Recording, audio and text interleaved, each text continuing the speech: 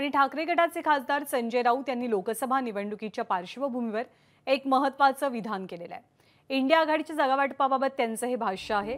प्रकाश आंबेडकर आणि उद्धव ठाकरे यांच्यात चर्चा झालेली आहे आणि अकोल्याची जागा परंपरेनुसार प्रकाश आंबेडकरांनी लढवावी असं संजय राऊतांनी म्हटलंय। महाविकास आघाडी ही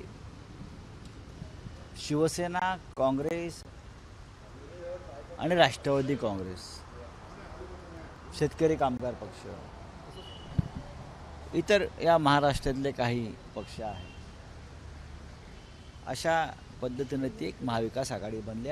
प्रकाश आंबेडकर हे मोठे नेते आहेत, वंचितांचे नेते आहेत, त्यांचा सन्मान आम्ही सगळेच राखतो। शिवसेना आणि वंचित बहुजन आघाडी म्हणजे माननीय बाळासाहेब आंबेडकर यांची अधिकृतपणे युती झालेली आहे। या महाविकास आघाडीमध्ये एकमत नक्की आहे की अकोल्याची जागा ही परंपरेनं माननीय प्रकाश आंबेडकरच लढतात आणि त्यांनीच ती लढावी। एबीपी माझा, उघडा डोळे बघा नीट।